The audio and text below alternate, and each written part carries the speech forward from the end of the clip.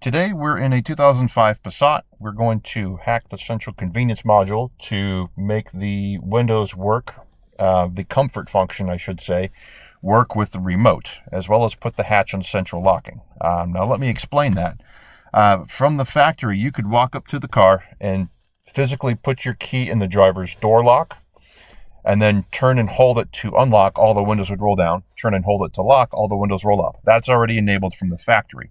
What we're going to do is hack it so that you can do this with the remote, not just physically using the key in the door. So you could, from 20 feet away, press and hold unlock on the remote, all the windows would roll down, press and hold lock on the remote, and then they would all roll up. Now the other thing we're going to do at the same time, this being 2002 or newer wagon, we're going to be able to put the hatch on central locking. Here in the North America, you'd have to press or hit the button. There's a release button on the driver's door right next to the fuel door release. You'd have to hit that first and then walk to the back of the car, and then you can press the switch that's on the rear hatch to then unlatch it and open the rear hatch, or press and hold the hatch button that's on the remote to enable it to hit the switch that's on the hatch and then open it. So when I hack this, I can basically just tell it to unlock all four doors, and when I do that, I can go back there and open the hatch as many times as I want, and I won't have to hit a second switch or button first before going to the hatch and operating it. That is a major convenience upgrade. So there's a few things to realize here. First, you're going to want to go and download KW1281test. You can go to the TDI Club forums and then go to OBD scanners. And then right at the top, there is this sticky thread, KW1281test. You can go there. There's a whole bunch of information on all the different hacks you can do with it as well. But, page number 1 here, you will get a link to where to download the program from on GitHub. And then you're going to want to remember which folder you put it in, because it is a command prompt program and you will need to manually navigate to the folder that you put it in so you can operate it.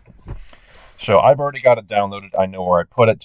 I can walk you through finding it, at least the very basic, old DOS commands type thing. And once you've done that, you can kind of go back to the main TDI Club forum page, and in the upgrades, non-TDI engine related subsection of the forum, you can find also stickied the VDS Pro resource thread. I used to have VDS Pro as well. It's something that only operates in genuine version of DOS, in DOS mode with an actual serial port on the computer. I tried to get it to work in an emulator using a USB to serial converter, and I just couldn't seem to get it to work. So for the longest time, I used to lug around this ancient laptop from the late 90s that actually had a serial port on it, just so I could use VDS Pro. So being able to do the same basic functions, but with a more modern laptop that has a USB port and not having to boot into DOS or anything like that, is definitely a big-time convenience upgrade. So the first part of this whole thread is going to go through how to do the remote window hack. And they do have, as you get down to a couple of posts later, starting in post number 3, you start getting control module address or control module part numbers, what their value started as.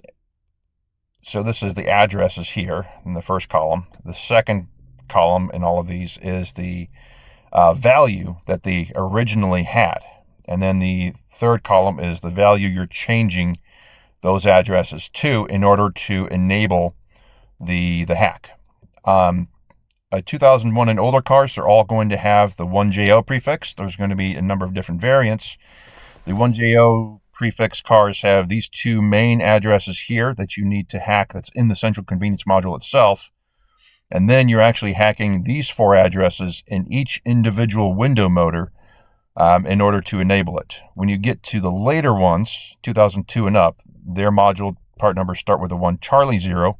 You have 3 main configuration addresses, all consecutive addresses, and you don't have to hack anything in the window motors themselves. So the first step when you're doing this hack on any car is you need to know what module part number you have and read what the original value is, so you know what it was to begin with, so you're not accidentally changing something else that you didn't intend on changing.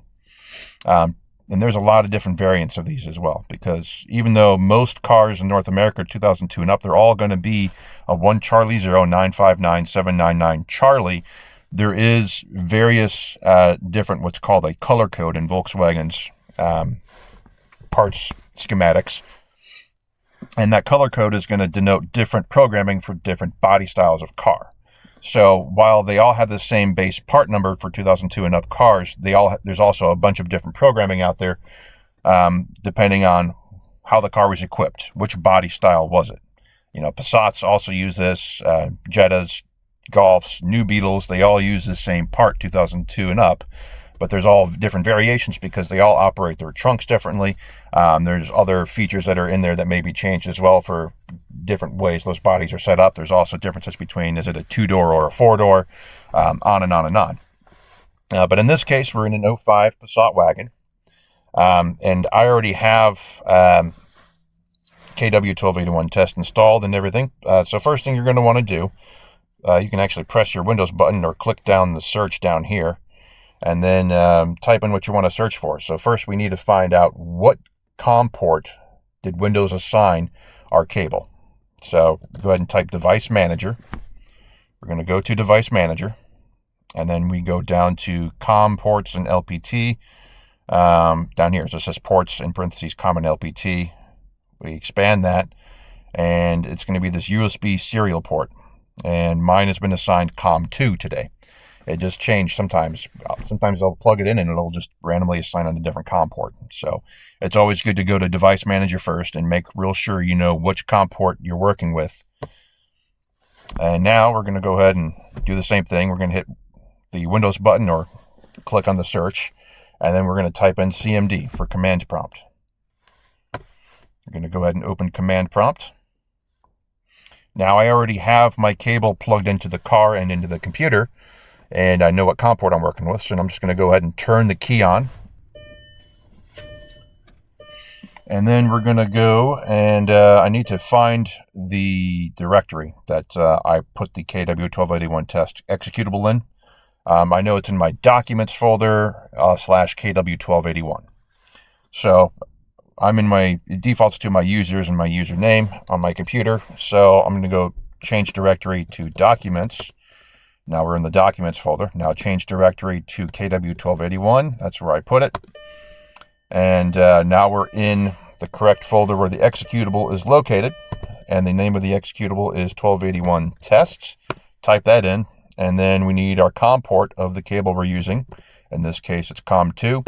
Then we need the baud rate of the address of the module that we're going to be working with. In this case, it's going to be 9600.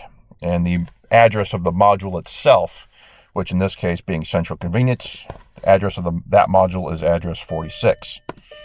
And then we do read EEPROM. Now what I can do is, if I forgot what addresses I'm going to need to read, I can come back to this thread and, post 3, 4, 5 in that range. And 04361, 04362, 04663, 4363 are all the addresses I'm going to be looking at. There's just those three for this. And then I'm going to also change them.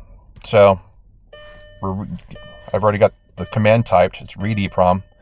Well, actually, you know what? What's going to be even better? I already know what this module part number is, but I do want to go through and tell you how to check what module you're even working with. See which part number you have. So we can do KW1281 test. If you don't remember what the command is, you can always just type help, and then it'll actually give you the entire list of commands that KW1281 test can do. I'm going to have to go ahead and put my belt on here because I'm tired of hearing the stupid dinger. All right. Anyway, so now that we're in here, we can see we can even scroll up and see all of our commands here. The main thing is we actually want to read what the software version is and what the part number is. So you have up here, read software version. That's a command. So do KW1281 test, COM port 2, 9600 is the baud rate for the central convenience module, address 46. And then the command is read software version. So Now it's going to go ahead and log into address 46 Central Convenience, and it's going to tell us what part number this module is. And then we can go back and reference that thread and say, oh, okay, I see what module we have. And here you can see it's a 1CharlieZero959799 Charlie. And this would actually probably be the color code if you were to order a new one from Volkswagen, or at least part of it. I think there's supposed to be a third digit here. So there might be, you do this part number plus a 080 on the end of it, and then you would get the actual full part number in order to order a new one of these from Volkswagen in this case. So now that we know it's a 1CharlieZero959799C, we can come back to our thread here. And there's one here, but it's for a 2004 Golf. And generally, Golfs are going to have different values than what wagons do. There's another one for a Golf up here. Now, we don't get a whole lot of F or G suffix modules, but generally the wagons do have these values as their starting value 202. But we're going to go ahead and read what values I have first anyway, and then go from there. And these are all on decimal. So KW1281test, it can do both addresses and values in hexadecimal as well as decimal. I'm used to decimal. Most of the references are all on decimal.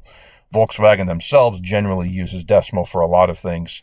So that's what we're going to stick with for this era car. So now we'll go ahead and start reading those addresses. So KW1281test, COM2, 9600 address, module address 46, read EEPROM 04361, and then also we're going to do individually 04362, 04363. They should all be the same value. And this does take it a second to get in there and hack it and retrieve what these values are. And actually, once again, it does, as we do this, it does give us the module address again, or the module part number, I should say. So here we go, address in decimal. Here in parentheses with the $sign, that's actually what it translates to in hexadecimal. And our value in decimal is 202. Value in hexadecimal is Charlie Alpha. We're just doing 202. And the general rule of thumb with the 2002 and newer 1CharlieZero modules is you can subtract 8 from the decimal value, and that will give you the correct setup that you need for enabling the remote operated windows. Now, in order, you can actually calculate this. So, well, I have a calculator already open, but if you have the Windows calculator, you can actually go up to these 3 bars right here, and then you can go down to Programmer. And here's your decimal value here. So we have decimal value of 202 currently. And what we're actually going to be doing down here in binary, this is what 202 translates to in binary. If we were to change bit number 3, that's bit number 3. So the way binary works is it reads from right to left, and you start with a value. This is bit number 0. And you count it 0, 1, 2, 3, 4, 5, 6, 7. So you have values, bits 0 through 7. That's 8 bits total. You're just starting to count from 0. And in order to enable the remote operated windows, we're actually going to change bit number 3 right here. Bit number 3 is currently a 1. We're going to change it to a 0. So the way they kind of do this the hard way, I suppose, is you can copy and paste.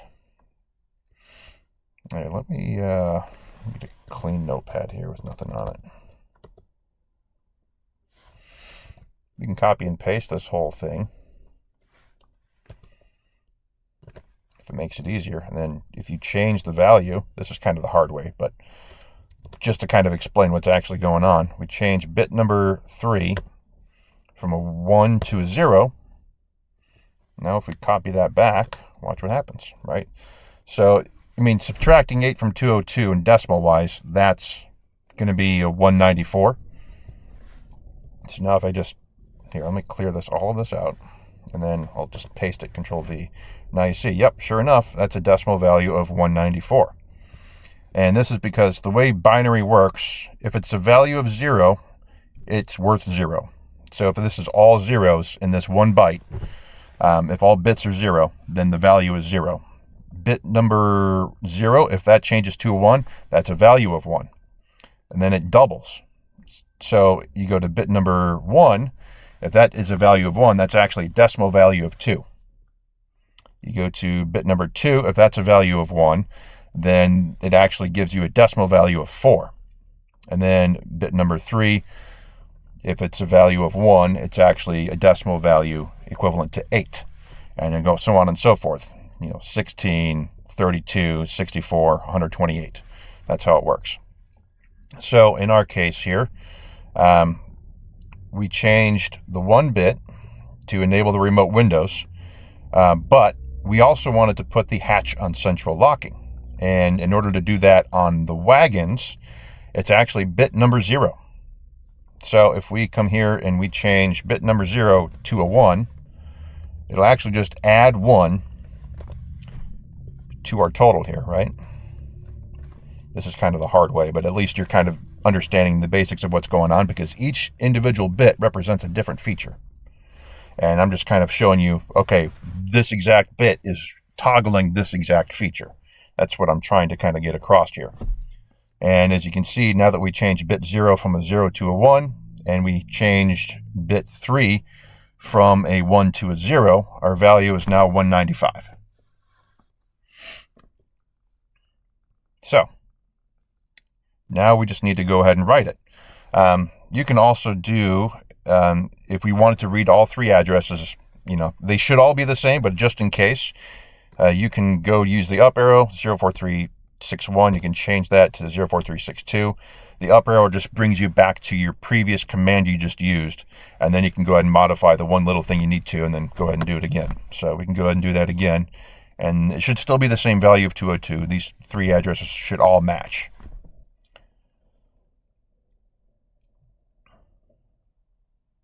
And sure enough, 04362 is also a value of 202.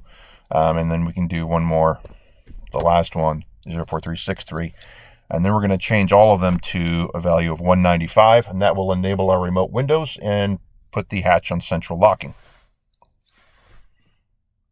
And sure enough, that's a value of 202. So go ahead and use the up arrow again. I'm going to change the command as well. Instead of read EEPROM, it's going to be write EEPROM.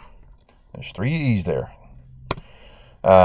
And then we do the address we're going to change, which is 04361, and the value that we're changing it to, which is going to be 195. Hit enter.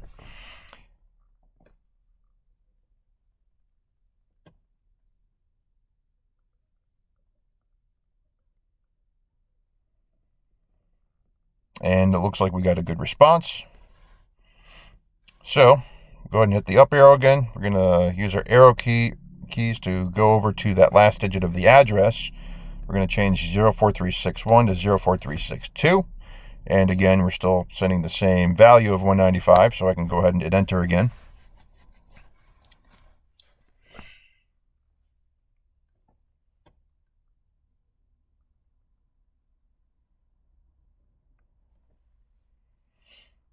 And we're going to do one more, 04363.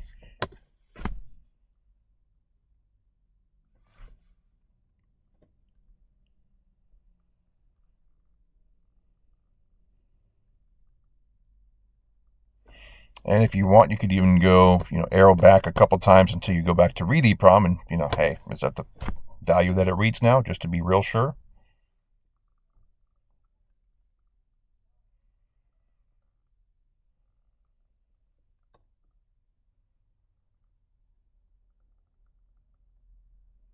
And sure enough, it's giving me a decimal value of 195. So it seems to have accepted it. Everything should be in order. I'm going to go ahead and leave this window open just in case I see any problems, and I can go through all the commands and see if I entered something wrong, by using that up arrow, going through all the previous commands. So anyway, I will go ahead and turn the key off, remove it from the car. I can go ahead and press and hold unlock. Windows are rolling down, press and hold lock. And then they all roll up. You maybe could barely hear that, but it does in fact work. and then I can go to the back of the car and double check. So long as I've sent the command to unlock all 4 doors, the hatch should be able to open as many times as I want until I lock the doors again. That is it for this hack. There's plenty of other hacks you're going to be able to find buried in this VDS Pro resource thread, as well as the KW1281 test. You may also find some interesting cluster hacks on the old Nefmoto forum. Some of that information may also be repeated in both of the threads mentioned on TDI Club. But yeah, other than that, that should do it for today. And they're pretty cool little hacks that you can do in these old cars to enable and disable certain features once you go find all of this information and start playing around with the 1s and 0s deep in some of your modules. I even have the 2 rear windows in this car. I have a modified window switch that I bought from Clusters by Litkey. And there are a couple of addresses in both rear window motors that you can modify so that it responds to the automatic up and down request of that modified window switch. So it's kind of handy to have all 4 windows with the auto up and down feature and not just the front 2. Anyway, all that information is buried in these threads. I at least wanted to give the very basic version of this is how to walk you through hacking things using this program. That's all command prompt based. And the basic idea of a single bit can actually be a toggle for an individual feature, and how to identify that, and even use the Windows calculator to help you calculate what the different values might be. Anyway, go ahead and try it out on your own. Let me know what you think. But yeah, these cars are eminently hackable, and I love the fact that you can do that on all of these and then basically make the car exactly what you want.